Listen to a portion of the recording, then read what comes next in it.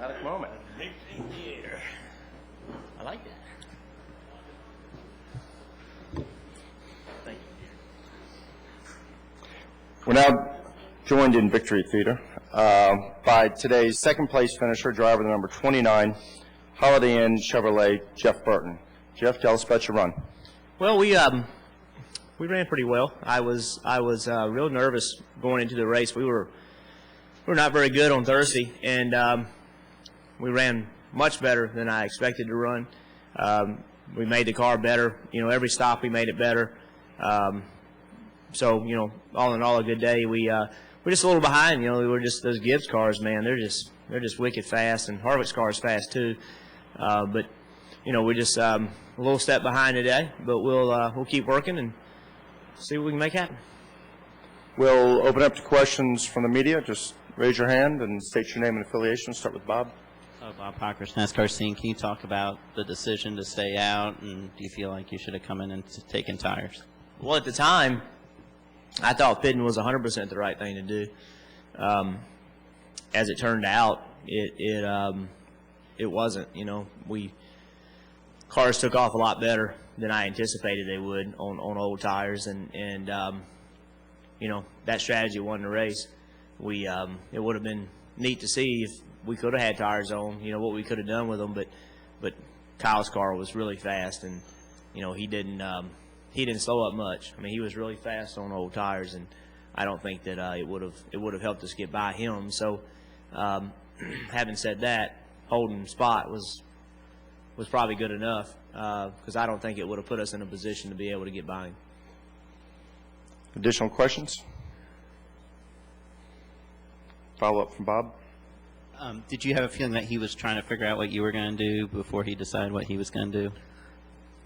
The hardest thing about pitting is when you're the leader. I mean, you can watch the mirror all you want, but you know, he was so many cars ahead of me that it was my, you know, if I wanted to, I didn't have to show him what I was going to do. And he was far enough up where he couldn't fake us out. He was, you know, when you're the leader and you have 4 or 5 cars in between you and the second place guy, you can't fake anybody out. And on the same respect, I had a lot of people between me and Clint, so I didn't know what, you know, I couldn't watch what they were doing either. So faking out really wasn't much of a choice today. And any more questions for Jeff? Go ahead. Austin Kilgore, Dallas Blog, and this, maybe both of you guys could comment on this. Can you share your thoughts about how you feel the engine with the tapered spacer performed on this track, and your general thoughts about racing with that configuration in the Nationwide Series? I better let you answer that. Well, I mean, I think that we all like the bigger engine better. I mean, this is pretty underpowered. It is you know, I guess it's a cost-saving issue, and I guess that's a good thing. But they're very, very, very underpowered, and I think we would all prefer it the other way. But you know, we don't have to write checks for engines. We drive them, and we get checks for mashing the gas. We don't write checks for building engines, so we don't have that perspective that a car owner would have. But they were more fun to drive the way they used to be. Let me, before we go here, let me go ahead and introduce Clint, driver the number 2 Camping World Chevrolet, Clint Bowyer. Clint, tell us about your run.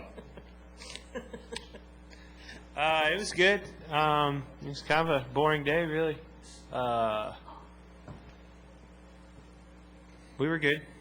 We were too loose and, you know, got it too tight and just kind of bounced back and forth. It's just it's very hard to pass and just kind of ride around.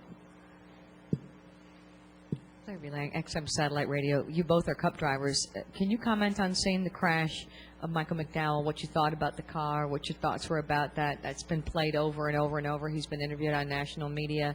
Can you both give your thoughts on what you saw? It scared me. I mean, Clint and I had to qualify after that mess, you know.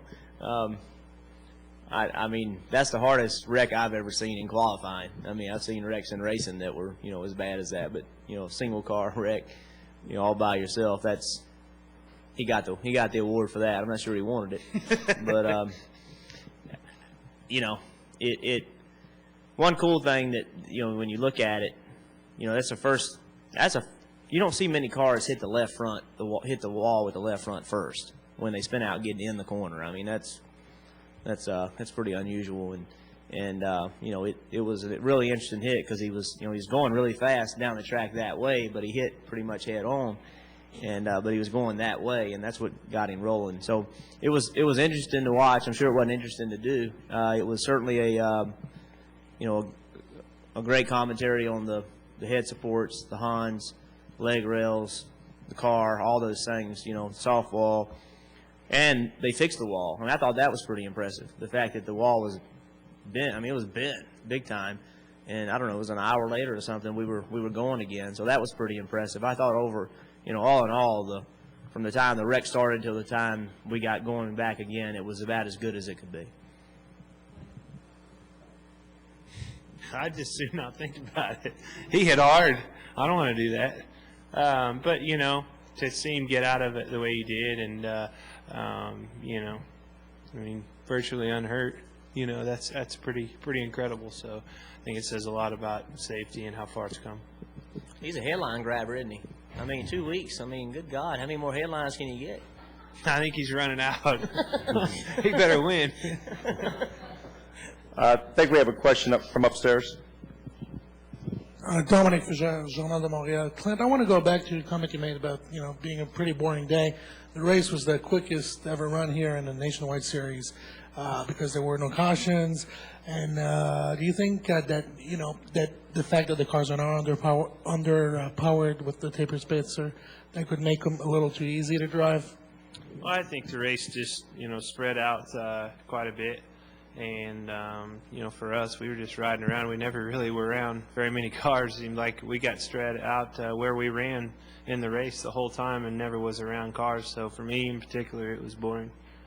Lap traffic was, they get better as the race goes on. The first of the race, they're out of control and have a tough time picking the lanes. But by the halfway through the race, I think they got her figured out.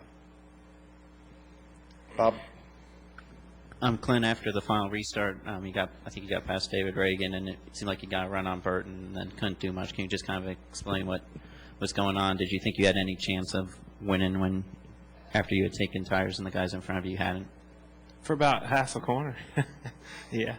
No, I mean, we were good. I mean, we weren't I think we could have been a third place car, given the situation, and Dan made a good call with 2 tires there and put ourselves in good position. That's what we got to do, is be solid week in and week out and make the right decisions and do the best we can with what we have. And if we do that, we'll be just fine. Any further questions? Thank you, gentlemen. He wanted me to say you cut me off, is what he was on. Yeah, put the block on, didn't He blocked me. That's what you was wanting me to say. Clint, you want to talk about your sponsor hat? Heck yeah. Rock Chalk Gay Hop, baby. Rock Chalk Gay Hop. You don't even know what that means.